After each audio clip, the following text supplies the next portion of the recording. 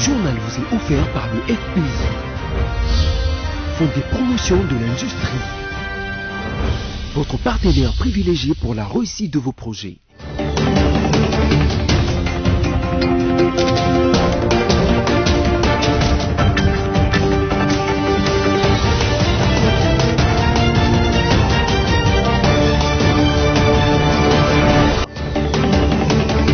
Bienvenue à tous à ce nouveau numéro du journal sur BSC-TV, en voici le sommaire. La Chine accepte d'accompagner la RDC dans la mise en œuvre du projet de développement à la base de 145 territoires. L'assurance a été donnée par l'ambassadeur chinois en RDC au Premier ministre Jean-Michel Samalukonde Kyenge. La pénurie ainsi que la hausse du prix du carburant à la pompe observée dans certaines provinces de la RDC était au cœur des échanges entre deux membres du gouvernement Samalukonde. À l'issue de cette séance de travail, il ressort qu'une série de mesures sera annoncée dans les prochaines 24 heures. Les travaux de réhabilitation du tronçon routier Kassumbale-Sassakania dans le Haut-Katanga vont bon train. C'est ce qui ressort de la réunion d'évaluation qui a eu lieu aux installations de l'Agence congolaise de grands travaux ACGT à Kinshasa. Voilà, encore une fois de plus, bienvenue à tous. La Chine accepte d'accompagner la République démocratique du Congo dans la mise en œuvre du projet de développement à la base de 145 territoires. C'est ce qui ressort de l'audience que le Premier ministre Jean-Michel Samalukonde Kyenge a accordé ce vendredi à l'ambassadeur chinois en poste en RDC. Suivez. La Chine accepte d'accompagner la RDC dans la mise en œuvre du projet de développement à la base des 145 territoires. C'est ce qui ressort de l'audience que le Premier ministre Jean-Michel Samalukonde Kyenge a accordé à l'ambassadeur chinois en poste en RDC. En effet, le Premier ministre Jean-Michel Samalukonde Kyenge a reçu en audience ce vendredi 21 janvier 2022 dans son cabinet de travail à la primature l'ambassadeur chinois en poste en RDC, Zhu Jing. Au centre de leurs échanges, les recommandations de la 8e conférence ministérielle du Forum des coopérations sino-congolaises organisée en décembre 2021 et l'accompagnement de la Chine dans le programme de développement à la base des 145 territoires de la RDC. À en croire les diplomates chinois, lors de ces assises, le gouvernement chinois avait annoncé 9 programmes pour promouvoir la coopération entre les gouvernements chinois et congolais. Il s'agissait d'élaborer la liste de projets dans quelques secteurs, notamment la santé publique et l'agriculture, ainsi que la promotion des investissements et du commerce. Pour l'ambassadeur chinois, la stratégie du gouvernement congolais de développement à la base des 145 territoires est une stratégie de taille et louable. La Chine est prête à accompagner sa mise en œuvre pour un réel développement au bénéfice de la population congolaise, a-t-il conclu. Restons toujours à la primature ce même vendredi pour vous dire cette fois-ci que des questions sécuritaires, diplomatiques, de développement et climatiques étaient au cœur des échanges entre le Premier ministre Jean-Michel Samalukonde Kyenge et l'ambassadeur des États-Unis d'Amérique en République démocratique du Congo, Mike Hammer. On l'écoute. Je suis venu pour discuter avec le monsieur Premier ministre la manière qu'on peut continuer à faire avancer notre relation bilatérale, notre partenariat privilégié pour faire avancer la paix, la prospérité et la préservation de l'environnement. On a un agenda très chargé. Je viens de retourner des États-Unis où j'ai eu des réunions avec la Maison Blanche, le département d'État, mes collègues à Washington. Il y a beaucoup d'intérêt de faire avancer notre proche relation. On a discuté aujourd'hui la situation de sécurité à l'est du pays, l'effort, la lutte contre les terroristes, ISIS-DRC, les ADF et aussi les groupes armés. On a discuté de la situation économique, comment on peut encourager des investissements américains au pays.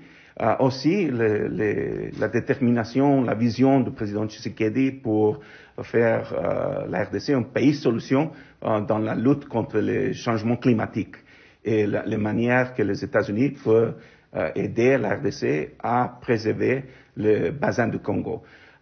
C'est une bonne discussion, comme toujours, et j'espère que cette année de 2022 sera une année d'action où les deux pays peuvent faire avancer les intérêts mutuels et les affaires importantes pour notre population, pour le peuple congolais et le peuple américain. Très bien, c'est toujours un bon échange avec le Premier ministre, on a discuté de la possible visite de haut niveau de personnes des États-Unis et qu'il y a beaucoup d'intérêt sur la RDC maintenant à cause du leadership du président Tshisekedi, à cause de l'importance de la RDC en Afrique, aussi le fin de mandat dans l'Union africaine.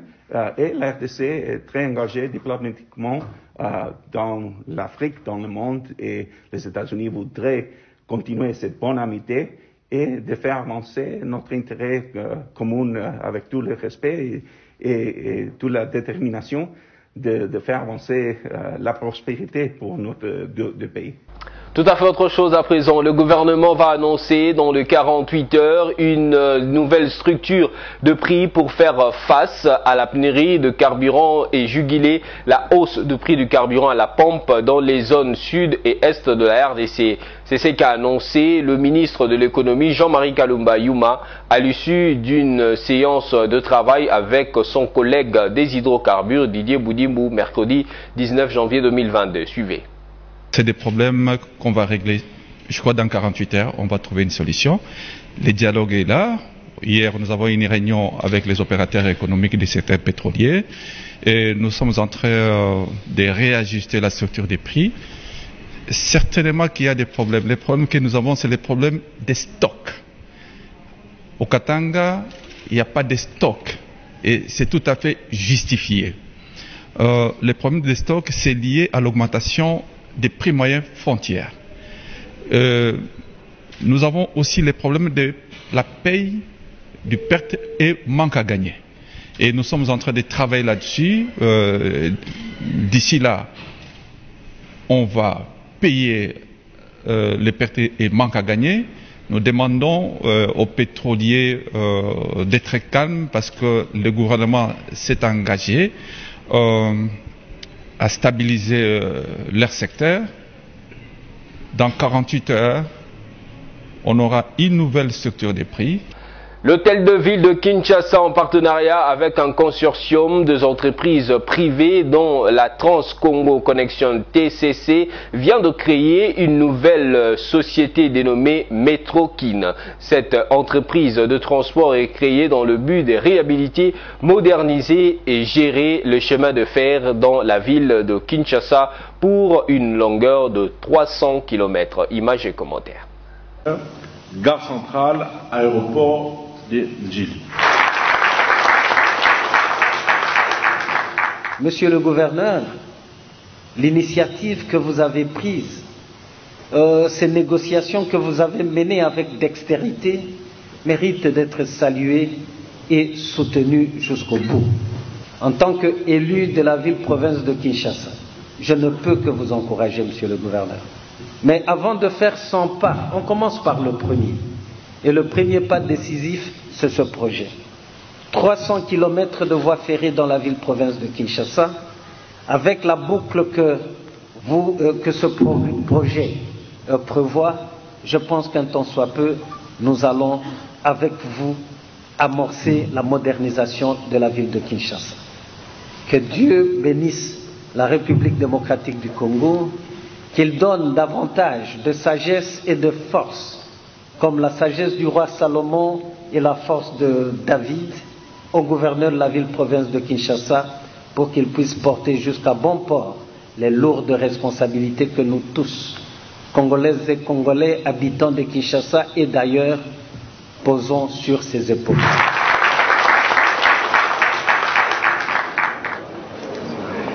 On parle le 9e jeu de la francophonie dans ce journal. Le Premier ministre Jean-Michel Samalukonde Kyenge a présidé jeudi 20 janvier 2022 dans son cabinet de travail à la primature la première réunion du comité de pilotage du 9e jeu de la francophonie. Il était question d'évaluer l'état d'avancement de travaux pour faire rapport au chef de l'État Félix-Antoine Tshisekedi Tshilombo qui tient à l'organisation de ces jeux ici à Kinshasa. Je voudrais d'abord vous informer. On participait ici à la première réunion du comité de pilotage de 9e jeu de la francophonie. Après l'ordonnance de son Excellence, Monsieur le Président de la République, chef de l'État, mettant en place des organes il a pris à son excellence de mettre l'organe concernant les comités de pilotage, composé de quelques membres du gouvernement et un représentant de la présidence, un représentant de la primature, ainsi que quelques responsables des services et aussi le directeur national et le délégué général à la francophonie. Alors, son Excellence, Monsieur le Premier ministre, chef du gouvernement, il nous a invités pour qu'on puisse échanger sur l'organisation de ce 9e jeu de la francophonie ici à Kinshasa. Nous devrions adopter un chronogramme. Nous devrions voir comment, à chaque étape, qu'on doit évaluer les travaux, l'état d'avancement des travaux et faire les rapports au gouvernement et au chef de l'État. C'est dans ce cadre-là que nous nous sommes retrouvés ici. Nous avions tenu notre réunion, nous avions passé à revue tous les projets et nous avions aussi suivi les rapports du directeur national d'IG ainsi que les rapports qui ont été préparés par la mission qui était venue en visite ici. Le Premier ministre, non seulement il a été satisfait, mais il a donné des instructions claires. Du fait que le chef de l'État est déterminé qu'on puisse organiser le 9e jeu de la francophonie. Nous, en tant que gouvernement, nous avions l'obligation de pouvoir matérialiser sa vision. Il nous a donné clairement des instructions de continuer à travailler et que chaque fois il va nous inviter pour faire l'évaluation et donner les rapports sur l'état d'avancement des travaux. Bien sûr, on n'a pas du temps. C'est depuis en 2019 que nous avions pris l'engagement d'organiser ce jeu. Mais il y a eu un problème de la pandémie de Covid-19. On a repoussé de 2020 pour 2022. Et maintenant, on n'a plus du temps. Le temps des discours, le temps d'échange, mais le temps de faire. Et nous devrons être sur le terrain pour continuer à travailler, pour tout faire, afin que nous puissions organiser ce jeu. Une nouvelle structure sanitaire vient de voir le jour à Bunia, nous sommes dans la province de l'Ituri. Ceci pour pallier les besoins de soins de santé de qualité. Ce centre hospitalier, construit par un fils du terroir, doit servir d'exemple aux fils égarés de la province à la base du malheur de la population afin d'abandonner leurs entreprises criminelles et des destructions au profit de projets de construction et de développement. Appel du gouverneur militaire de l'Ituri lors de la cérémonie d'inauguration des activités de cette structure sanitaire le jeudi 20 janvier 2022. Images et commentaires avec nos confrères sur place. Un nouveau-né dans le secteur de la santé en Ituri. Il s'agit du centre hospitalier Elikia, initiative d'un digne fils du terroir, le Gouma Odrou, une action qui vient en appui à la vision du chef de l'État Félix Antoine Tshisekedi Tshilombo dans la couverture sanitaire universelle qui consiste non seulement à offrir les soins de qualité à la population, mais aussi de rapprocher les structures sanitaires aux bénéficiaires. Occasion pour les médecins directeurs de cette structure sanitaire de rassurer l'opinion quant à la qualité du travail. La particularité des centres hospitaliers Elikia est par rapport à nos matériels, entre autres l'imagerie médicale, on a la radiographie, nous avons l'échographie et nous avons l'ECG. À part ça, nous avons aussi la vision de ramener ici à Bunia pour la population de Bunia en particulier et l'Ituri en général à un CT scan pour pouvoir aider la population à ne plus voyager en travers nos pays voisins pour un CT scan. Au gouvernement militaire de l'Ituri, le lieutenant général Oboyanka Chamadjoni d'inviter la population de l'Ituri à la culture de la paix. Je le félicite parce que pendant que d'autres sont en train de détruire, lui, il est en train de construire. Ne venez pas détruire, parce que c'est l'œuvre d'un grand sacrifice. Vous savez ce que la santé vaut pour l'Ituri. Créons l'espoir. Allons chercher l'espoir. Comment est-ce qu'ils doivent nous percevoir, nous, Ituriens? Et je reviens encore pour vous dire que c'est ça. C'est ce qu'il faut lancer au monde. C'est ce qu'il faut lancer au pays. Outre le volet sanitaire, la fondation Likambo Children œuvre dans les transports, l'éducation et la communication. Et puis, comme vous l'avez suivi au sommaire, une réunion d'évaluation a eu lieu jeudi dernier à Kinshasa aux installations de l'Agence congolaise de grands travaux ACGT sur l'état d'avancement de travaux de réhabilitation du tronçon routier Kasumbalesa-Sakania dans les Haut-Katanga. Suivez les commentaires dans ce reportage. Commencé le 16 octobre 2020, ce projet vise à améliorer la capacité de transport de la logistique frontalière à partir de la ville de Sakanya, en RDC. Sa mise en œuvre comprend le bitumage de la route nationale numéro 1, tronçon Kasumbalesa-Sakanya, pour 144 km sur 2 voies, mise à part dans les traversées des grandes agglomérations où la route passe à 2x2. La construction de 4 postes de péage, d'un poste frontalier à Sakanya à Lukangaba, d'un port sec au même endroit, d'un poste frontalier à Mokambo, de 2 parkings modernes et d'une grande base vie. Ce projet a été inscrit par le chef de l'État dans le programme en cours pour le développement des infrastructures dans le corridor sud de la RD Congo, car il répond aux directives du programme présidentiel accéléré de lutte contre la pauvreté et les inégalités. Cette évaluation faite en ce 20 janvier dans la salle de réunion de la Direction générale de l'Agence congolaise des grands travaux a permis aux parties prenantes de se rendre compte du travail déjà réalisé. L'on note par exemple que 138 de 145 km sont déjà revêtus de la couche de roulement, que les 4 ouvrages de franchissement prévus sont déjà réalisés, que le bâtiment du poste frontalier de Sakanya est déjà sorti de terre et se trouve à ce jour réalisé à plus de 50%, bref, des avancées qui surprennent. Edmond Voukiere, conseiller du ministre Alexis Guizarro, a une explication à cette prouesse.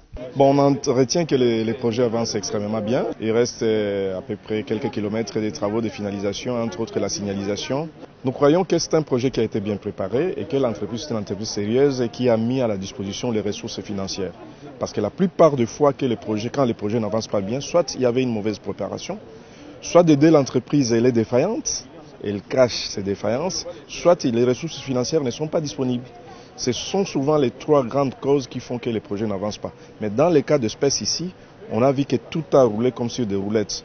Une fois complètement réalisé, ce projet proposera une route rapide alternative entre la RDC et la Zambie en assurant l'interconnexion entre le port sec de Kasumbalesa et celui de Sakanya.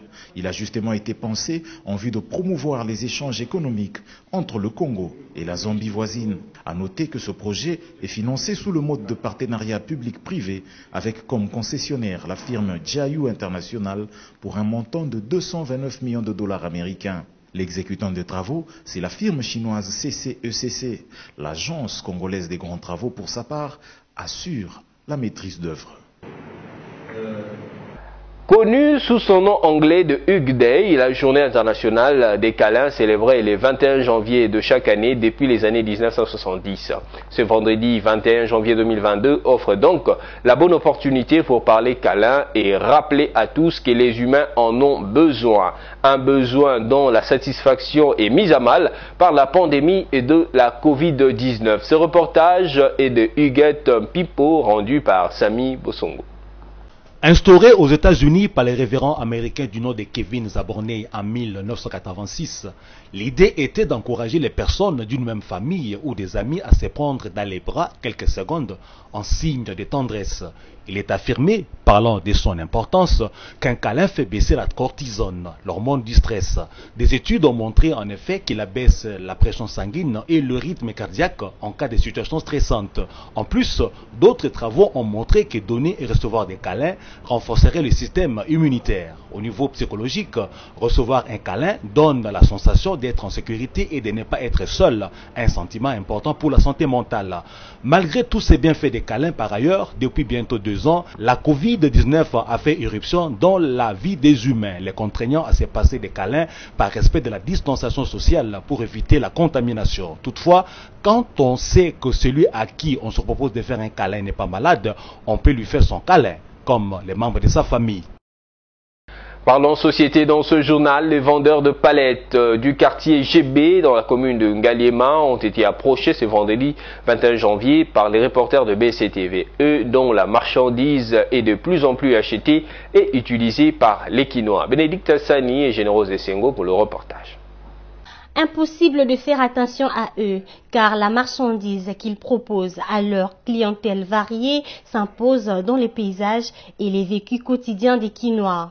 Eux, ce sont les vendeurs des palettes dont la marchandise sous forme originale ou sous forme de tables, armoires, chaises, fauteuils étalés à la conquête des Kinshasa. La rédaction BC Télévision est allée à la rencontre de ces vendeurs des palettes du quartier GB en Galliema, c'est vendredi 21 janvier 2022. Fiers de leur marchandise qu'ils révolutionnent la menuiserie à Kinshasa, ils ont dit comment ils approvisionnent et appelé à l'aide les autorités au sujet des difficultés qu'ils rencontrent.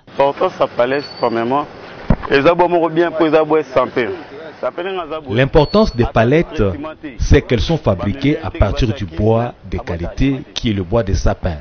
En plus, leur prix est abordable. C'est pour cela que tu vas préférer le sapin. Nous demandons le soutien auprès du gouvernement, que les autorités nous trouvent un endroit approprié pour nous vendeurs de palettes, un endroit où l'électricité est disponible pour le confort de notre métier. Voilà, mesdames, messieurs, la revue de presse.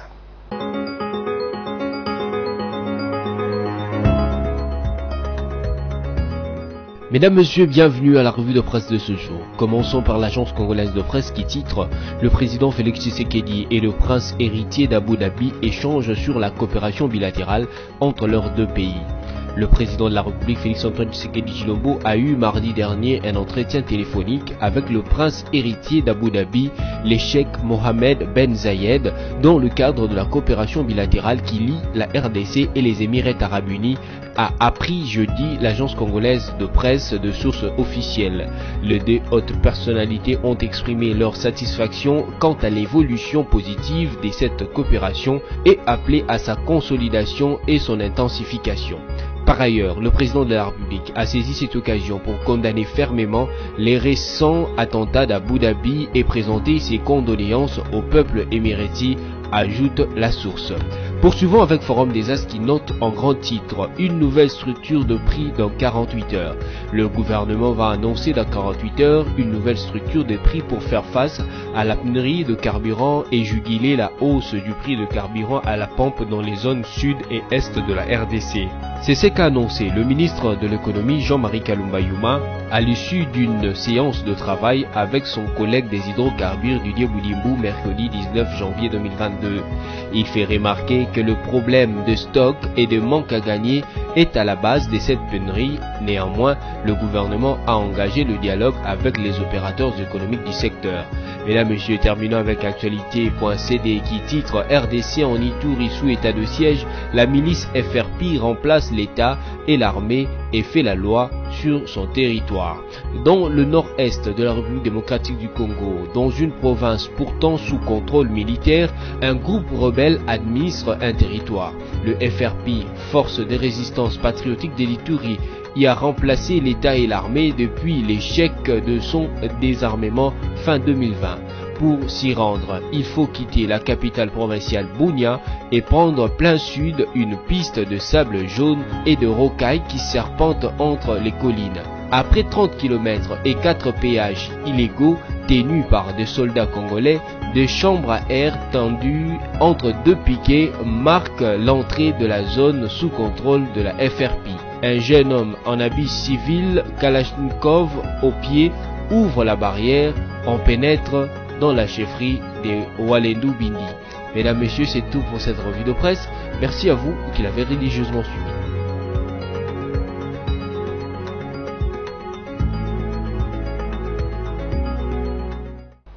Merci à vous d'avoir porté beaucoup d'intérêt à cette revue de presse. Pour ceux-là qui nous ont pris en cours des diffusions, je vous convie de suivre dès à présent le rappel des principaux titres de ce journal. La Chine accepte d'accompagner la RDC dans la mise en œuvre du projet de développement à la base de 145 territoires. L'assurance a été donnée par l'ambassadeur chinois en RDC au Premier ministre Jean-Michel Samalukonde Kyenge. La pénurie ainsi que la hausse du prix du carburant à la pompe observée dans certaines provinces de la RDC était au cœur des échanges entre deux membres du gouvernement Samalukonde. À l'issue de cette séance de travail, il ressort qu'une série de mesures sera annoncée dans les prochaines 24 heures. Les travaux de réhabilitation du tronçon routier Kasumbalé-Sassakania dans le Haut-Katanga vont bon train. C'est ce qui ressort de la réunion d'évaluation qui a eu lieu aux installations de l'Agence congolaise de grands travaux ACGT à Kinshasa. C'est par ici que s'achèvent les journaux sur BSC TV. Merci à vous de nous avoir choisis pour vous informer. Restez fidèles à nos programmes. On va certainement se retrouver la fois prochaine, toujours avec le même plaisir.